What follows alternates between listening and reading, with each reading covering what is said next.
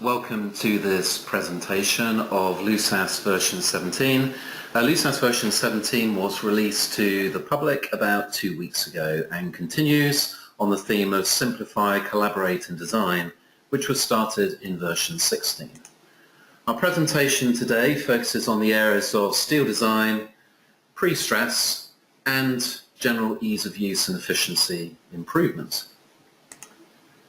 Your hosts today are myself, Philip Ike, my colleague Julian Moses. Questions will be answered by Paul Bellchamber, and we'd encourage you to interact with us during the event. You can place your questions in the webinar question panel. We'll attempt to answer those whilst we go. Anything we don't answer will come back to you latterly. The webinar will also be recorded, and we'd encourage you to share that recording when you get it after the event with colleagues of yours that couldn't make the presentation today. So, in order to talk about version 17, let's take a step back to version 16 and talk about some of what was delivered there. So, we look to simplify the user experience, making models easier to generate and results quicker and easier to compile. We generally look to create a workflow which was quicker, more efficient, and entirely repeatable. In order to share data more easily between teams and with clients, we also went to BIM level 2 with the IFC format in order to share model data, and incorporated a model merge facility which allowed teams to work separately and laterally bring their data together afterwards. In order to collaborate as well, you need to be able to produce reports. So quick, repeatable and shareable output in the PDF format was also implemented. Version 16 also saw us took a new step into design with the Steelwork design module. That was an entirely new technology and is the subject of some of today's presentation. We extended our concrete design, particularly the slab designer, to make it applicable to a wider range of structures and enhanced our load optimization to a broader set of codes. So LUSAS 17 builds on that and extends the steel design. It makes pre-stress easier to use and more broadly applicable, and it also extends our ability with geotechnics and specifically soil structure interaction. The live presentations today will start with steel design, that's specifically the bridge part of the Eurocode. The second session is pre-stress and post-tensioning, broader range of applications and a new interface specifically for assigning and editing tendons. And finally, general ease of use, working quicker, more efficiently, sharing data more easily, and checking and controlling errors. So starting with general design, we're continuing to expand our global reach in this area, whether that's through vehicle load optimization or section design from steel, one of the subjects today, concrete, part of the version 16 release, or composite decks, and also into pre-stress with creep and shrinkage models supported. With traffic load optimization, this has been in the software for some time, and in version 17 we're building on this capability. So already we have the Eurocode national annexes, UK, Ireland, Italy, Poland, Sweden and Denmark. And to these we have now added Norway and Finland. We already had AASHTO LRFD, the Canadian codes, the AASHTO LRFD featuring more than 40 state-specific implementations, and added to that other global codes such as China, Australia, New Zealand and Saudi Arabia. So that's design, and on the assessment side we have rating assessment or rating codes for the UK, Australia and Sweden. And to these now are added the BD2101 annexes D and E. And these include vehicles with various variable spacing and fire engines. Steel design was first implemented in version 16 and initially incorporated the Eurocode buildings. Also the AASHTO LRFT 7th edition, the Canadian Code of Practice and the Australian, that's the AS 4100. And it offered more than just a summary check of your structure. It also offered you blow-by-blow calculations so that you could understand every calculation that's being performed, every formula, substitution, every result, and every reference to the Code of Practice. So version 17 builds on that and adds to it the bridge part of the Eurocode. It's the same facility, the same transparency and output, and it adds to it the calculation of class 4 sections and shear buckling of I sections for the Eurocode. And then for the AASHTO, we have a new implementation for user-defined, unbraced and buckling length calculations. So we're going to start the presentations with a bit of steel design. I'll hand over now to Julian. Thanks, Phil. Okay, so this is the bridge model that we're going to be looking at in this first session. It's a simple rail bridge. It's a truss type structure. It's created using thick beam elements, and we have a number of engineering sections on it here. If we look at the loading, in terms of loading, we've got some permanent loads up here to represent the self-weight, other applied loads. And then below that, we have a moving load analysis. And at the bottom of that, we have a combination. Now, these combinations are being created using the design combination builder. This was implemented in version 16. It allows you to choose which design code you're working with, and then you can characterize your codes, your loading, and then build your combinations. So that's the basic model. The moving load analysis, if I look at that, is a rail bridge. We've got a rail engine, a rail track document loading, and this has been sent across the structure to apply some live loads to the structure. So let me just solve this and look at the results. Now to start with, we're looking at contours of FX. So we're looking at the axial load, and if I set active the combination down here for force moment FX, I'll be seeing the combined force from all the load cases being shown to me on my structure. Okay, so there's the FX load on my structure. But rather than just look at the forces and moments on this, I want to look at the design. Now, if I go to the design menu, steel frame design,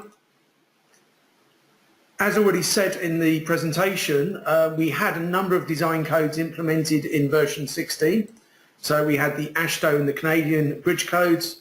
We also had EN 1993 Part 1 and the Australian code, but we've added to that. So here I'm using the EN 1993 Part 2, and for this particular check we're using the UK National Annex. Okay.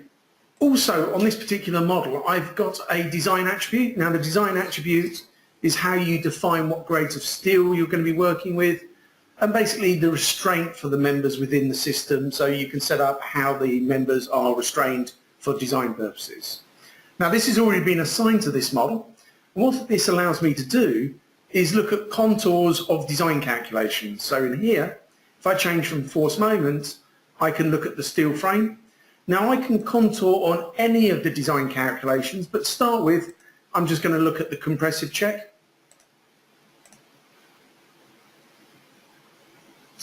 Okay, and once this has been computed, it will show me the design utilization on the members on the structure.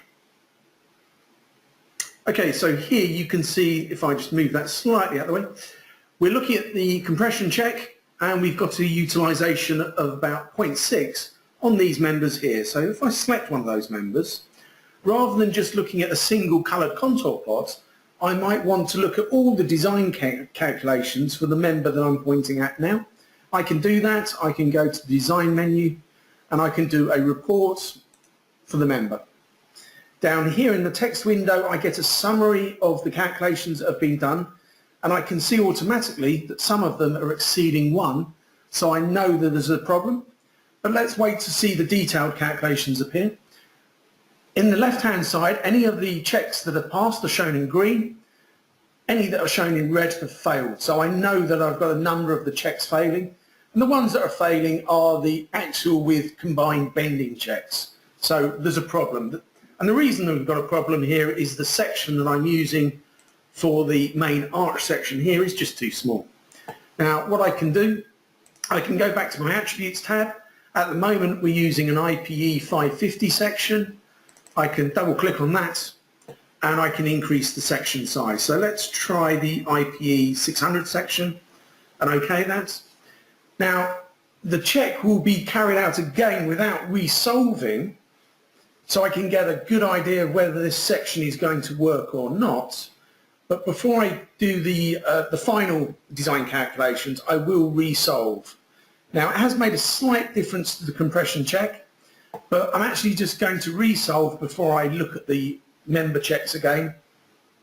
So this is now updating the results for the heavier section that I've used in this second iteration.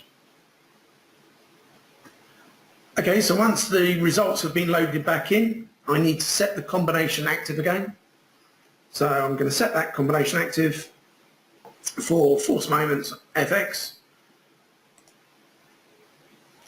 I'm going to select the member at the bottom of my truss here.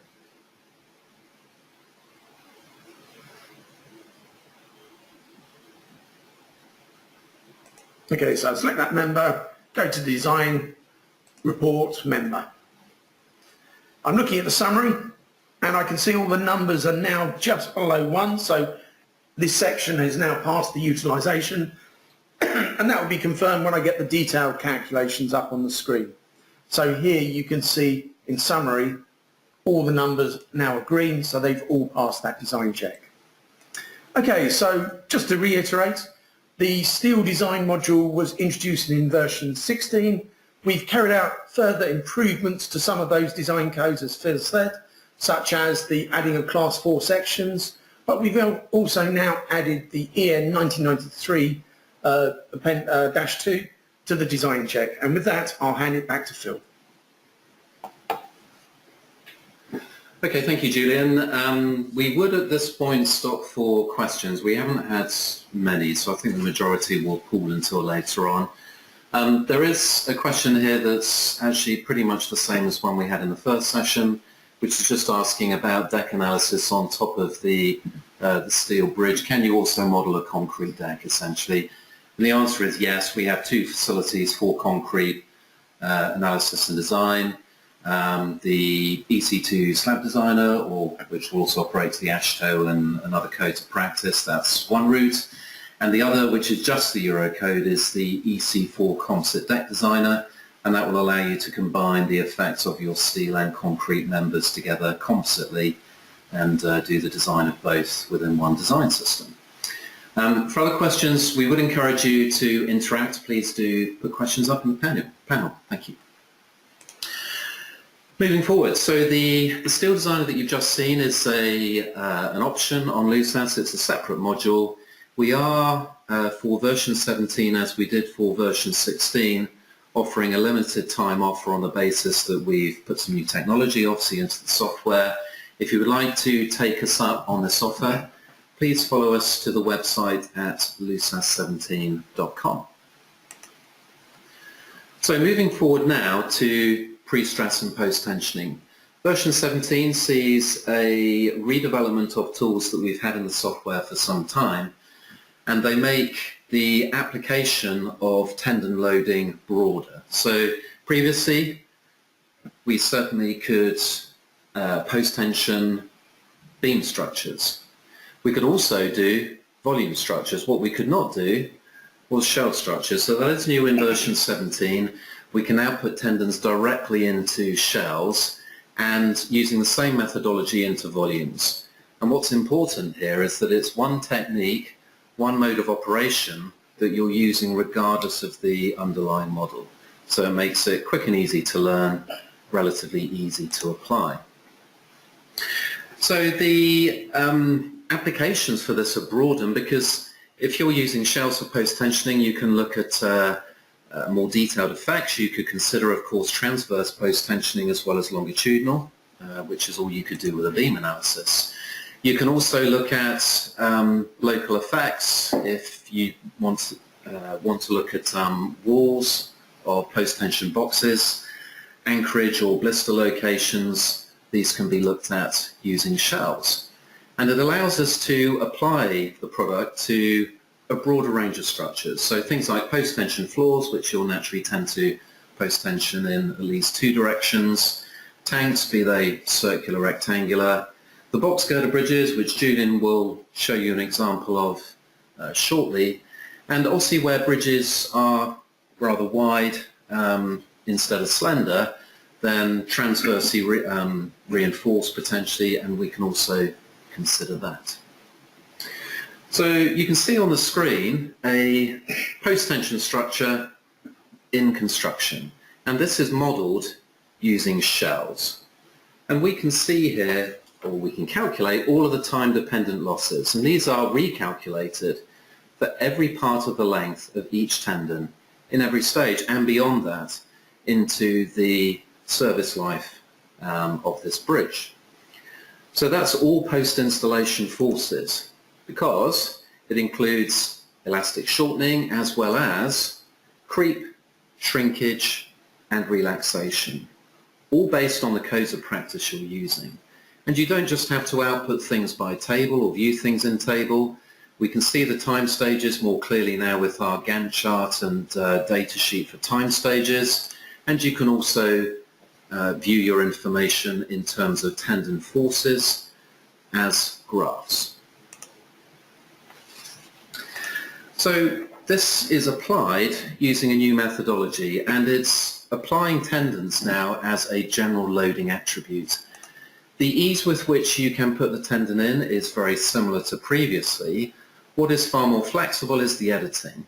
As these are now normal load attributes, it is easy to query and change and understand the tendons once they are in place. So with that, I'll hand back over to Julian and we'll go through a shell post-tensioned example. Thanks, Phil. Okay, so let me just open up some other models here. The first one I'm opening up is a version 16 line model. So we've got a number of tendons. Let me just have a look at this in a bit more detail. If I switch off the fleshing, you'll see that it is just a simple spine beam model. So that's where the main sections are. We've got some columns here. The columns are connected to the main superstructure using a constraint equation. And if I just switch back on the fleshing, I can go to the sections and switch one of those off and invisible. And you can see it's a multicellular box structure that we're working with here. So this is a very simple line beam analysis. It's going to be good for global longitudinal effects, but because it is a line beam, it does have the sort of shortcomings that lines have. In fact, I can't really look at the transverse analysis using this structure. So I'm going to open up another model. So this was created in version 17. It's the same basic structure, but this time we formed it using shell elements. So we've got the structure here. If I switch off the fleshing, you'll see that it's got shell elements, and if I go to the end and switch off this section here, invisible, you'll basically see that it's that same multicellular box structure that we were looking at before, basically. Let me switch the ends back on. So it's a simple model, but it's good for looking at the post-tensioning. Now at the moment, we've got the post-tensioning load assignments for 3 of the webs, but I haven't got the post-tensioning assignment for this web here. So the right external web hasn't been created. So let's go through and create that. Now, before I do that, I'll show you that I've already created a right external web profile. So this is the profile vertically and also on the incline that we've created. And we've created tendon properties. Now, these sheets are very similar to what were used in the multi-tendon wizard before. These have now been turned into utilities that you combine in the load attributes. Now for this simple example, we're not considering elastic shortening, and here I'm using approximate losses. If I wanted to use one of the concrete material models, such as CEB-FIP, I could use that on the model and use losses based on inputs from the calculated stresses effectively. Now, to create a new tendon load attribute, I go to the Attributes tab in the tree view, Loading, and down here I've now got this tendon load. Next. The tendon load allows me to choose which of the profiles I want to work with and which of the properties. I've only got one in this case. And it then allows me to set the jacking load on the tendon, so I'm going to put that in as 1500 kilonewtons. I can choose to jack from one end, the other end, or in this case I'm going to jack from both. And I'm going to set the angle as 0 and the slip as 3 millimeters, so 0.003 because I'm working in meters. And I'm going to call this right external web. And if I hit finish, it then turns it into a load attribute here. Now I want to assign it to the surfaces representing this inclined web here. Now to save time, I've already created a group of those surfaces. So if I just right-hand mouse button on that group, select assignments, it will have picked these surfaces here. I can then use the load assignment as I would any other attribute. I can just drag and drop. I'm going to choose to add it to the post-tensioning load case here. And you should see the fourth tendon appear on my structure now. So I can then save the model, solve it, and show you the results of this shell model with the post-tensioning. Okay, so that's run. And you can see the post-tensioning loads are giving me a deflected shape. So you can see the deflected shape being pushed up due to the post-tensioning. If I look at the load case 1, which is gravity, I set that active. Obviously that's creating a sagging effect on the structure, and the post-tensioning is there to counteract those dead load effects. Now, one thing I just want to talk about here as well, if you've got an existing version 16 post-tension model, if it's been created using the single tendon wizard, those loads will be remembered and the model will just work in 17. If you use the multi-tendon wizard in version 16, when you import that model into version 17, the old loads created by the wizard will automatically be converted to the new tendon loads, and your model will just work as if you'd created it in version 16. And with that, I'm going to hand you back to Phil. Thank you, Julian. We'll stop and take some more questions at this point. We've got a question about section types that can be designed for bridges. We did make a mention on one of the slides that class 4 sections is one of those inclusions. Julian, what is that? That's the built-up plate sections usually for large bridges. Really. Okay, fine. So, and we also have a question on, let's just have a look here. Oh yes, with the moving loads, obviously that's one way of applying rail loads, but another is the load optimizer. Do we have plans for that? Yeah, currently I use the moving load wizard in that first analysis because I just wanted to send an engine over the structure. But there are developments to allow a rail load optimizer. That is coming in the next version of the software, and we're testing that at the moment. It looks very, very good. Yeah, so we have that to actually show to people who are interested, want to see what the implementation is. It's something that does exist internally, and we can show it to those of you that are interested before it hits the market. Yeah, and it can deal with any track arrangements, including crossovers that you often find in sort of station entrances. Okay, good. All right, thank you. Moving forward, a little bit more on pre-stress and post-tensioning. We have some inclusions for creep and shrinkage materials, specifically the ASHTO and the Indian Code of Practice. There's also an amendment to the Eurocode creep and shrinkage materials, specifically to include high-strength concrete. So that's concrete generally over 50 megapascals in strength. To support this new version and the new post-tensioning utilities, we have a new worked example. The examples manual has been in LUSAS for some time, and I think currently has about 35 or so examples, roughly speaking, across a whole set of different types of structures, different structural phenomena. We had one for post-tensioning from a couple of releases back, and we've updated that now to version 17 to show you how to use the new tendon facilities, the new load facilities to generate your structure. I think it's a beam structure, this example, but it would be the same methodology that you would use, as Julian has said, for a shell structure. Related features, maybe not quite related, but I suppose another relatively advanced analysis facility is target stresses. So this is where you're wanting to jack a cable within a structure to a value that you know, and you want LUSAS to hold that value during the analysis. So target values has gone in for this, and it's typically used in cable type structures.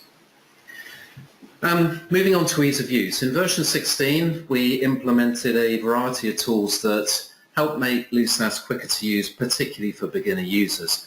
One was the categorization of structures, which streamlines your interface. In other words, if you just want to do a two-dimensional grillage, you only have to see a two-dimensional structure in terms of how you define it. The loading, the supports, the element definitions, and so on. We also made it rather easier on the eye, putting in things like perspective viewing and other improvements to the graphical interface. Based on user requests, we put in something called result locations. These are independent of the structure and can be used to extract the result at the same point in space on successive analyses. Using this as well, or similarly, we improved the beam and shell slicing, the way it was viewed on screen, and also how all of these things could be placed into the report. So the report in version 16 captures pretty much everything from the LUSAS model, from input data to all of the outputs.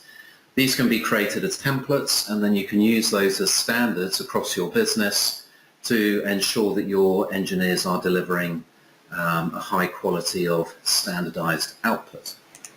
So we built on that with version 17, putting in some new usability things. This is more to do with the interface and the upfront than output. One is the ability to get the properties from multiple features, so you can select as many items as you want on screen, and you can see the properties of that multiple selection and edit them en masse as well.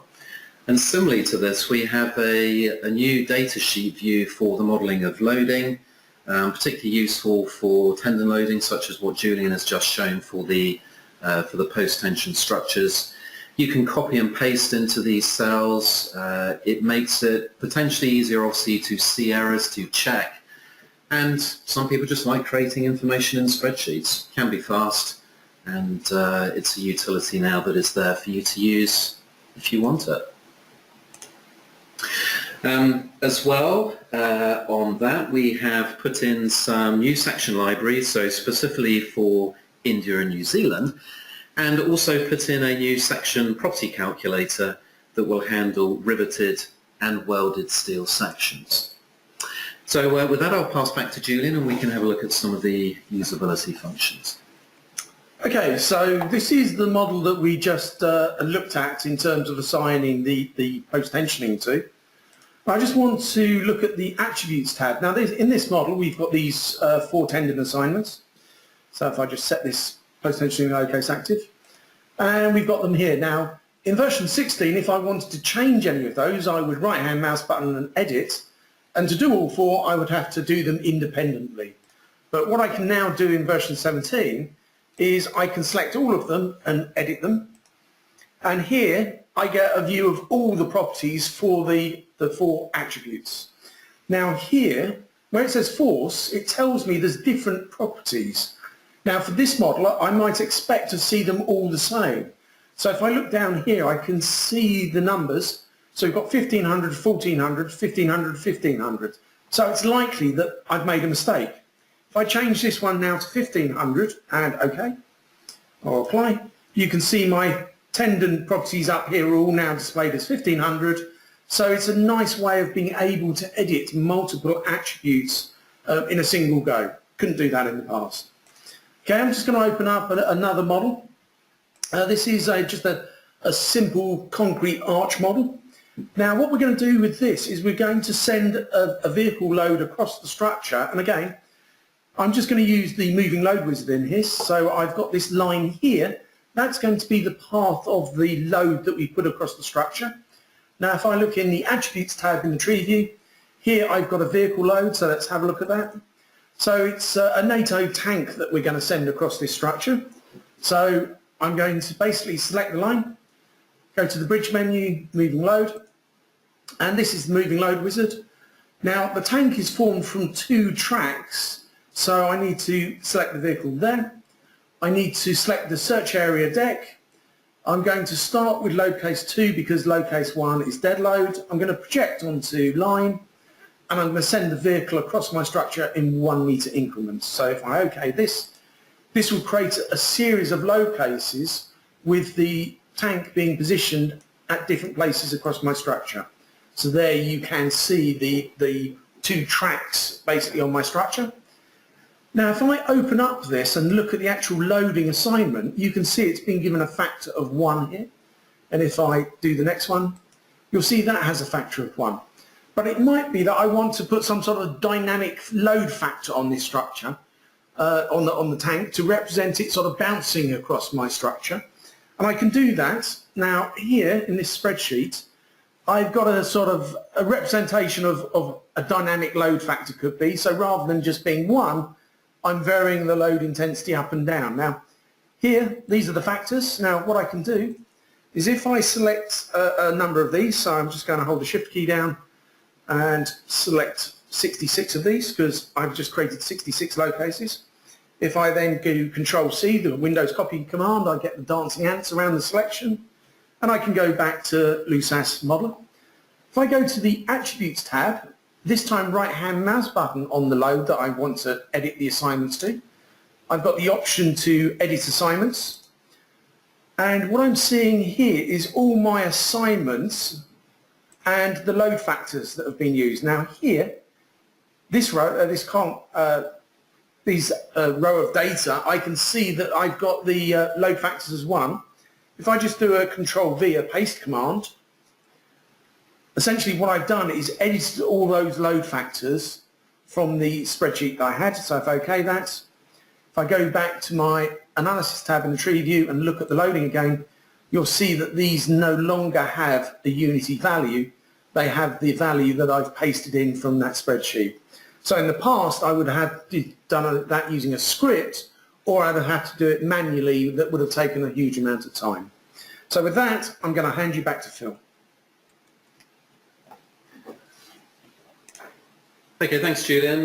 We'll have a look at a couple of questions. I'll ask Julian to cast his eye to the screen, and then we'll move on. Yep. We've got this question, quite an easy one down at the bottom here actually, which I'll answer, Julian, if you look at. Okay, I'll go for the one. There's the question here to do with top fibre and bottom fibre stresses if you're using a shell model. Yes, you can get those fibre stresses out, done in a slightly different way than you would do a beam model, but you can definitely get the fibre stresses for the edges of the shells. Okay. And there's a sort of more general question down here, possibly from a member of IT, about the quicker turnaround of the major releases. Well, we're glad you've noticed it is a deliberate policy change for us to do major releases once every 6 months, or as close to that as we can get. So yes, as you will have observed, version 16 I think came out end of November, beginning of December last year. So now here we are in July and we're releasing version 17, and all things being well, I think version 18 will come out right at the beginning probably of 2019. So we're releasing things quicker. We think that's got to be good news for pretty much everybody, unless you're the one doing the installations. But yes, it is a policy change, and it's something that we will continue with from here forward. Any other questions, Julian? No, I think that's it for now. Yeah, okay, all right, we'll keep moving. So the application areas that we've covered in this event are specifically towards design or codes of practice in terms of loading and steel section design, and the pre-stress and post-tensioning that Julian has just demonstrated. Now the other principal area of version 17 was the geotechnical enhancements. Geotechnical capability has been in LUSAS for decades, and we have many people using it for fantastic structures around the world. We do continue to work on it to make it easier to use. So for instance, we've now put in the initial stress calculation, the initialization of K0, which is great news for general usage. We've improved the general modeling of piles, always looking obviously to new material models. Material model wise, we've got the Duncan Chang material model has gone into this version. That is a small strain hardening model, and there'll be another small strain hardening release, I think, coming up in version 19. And we've also put in a utility to make it relatively easy to calculate soil variations around a site where you have, for instance, a set of borehole data which is giving you a 3D sort of profile, if you like, of soil values across a site. Future for LUSAS, well, we just mentioned a moment ago that yes, we are working on a 6-month release cycle or close to 6-month release cycle. The other thing is to keep our focus towards making LUSAS quicker and easier to use, extending our design capabilities, and making us a more integral part of the process from front to back of the design process with better collaboration tools. So we continue to operate with those goals. LUSAS 19, that should say, will be available by early 2019. That's what we've just mentioned earlier on. So if you want to know more, where do you go and look? Well, we've released a new microsite with version 17 coming out 2 weeks ago. That went live at the same time. So please do look there for further information on this release. You'll see the webinar recording will go up onto there, and I think there are some other videos there as well already. You can see similar things, of course, in our various social media sites, so you can engage with our blogs and make comments. We certainly value interaction, particularly with our users, and would encourage you to do so through those facilities.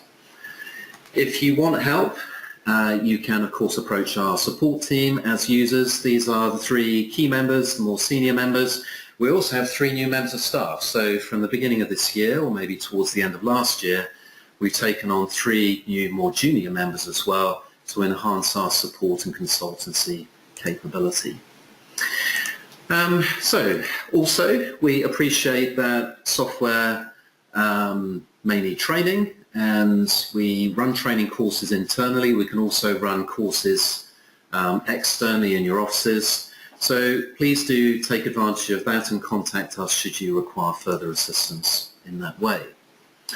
After the event, those that have attended will receive the post-tensioning example that I showed in the PowerPoint earlier on. The webinar recording will go up onto our website, YouTube, and other places, and you'll have notification of that. And please do, any other questions even after this event, the webinars at lusas.com is a live account. We will see questions coming in on it, so anything else, please do let us know. But that concludes the presentation today of version 17, so we thank you for watching, and we look forward to seeing you on future events. Thank you for your time, and goodbye from all of us for now.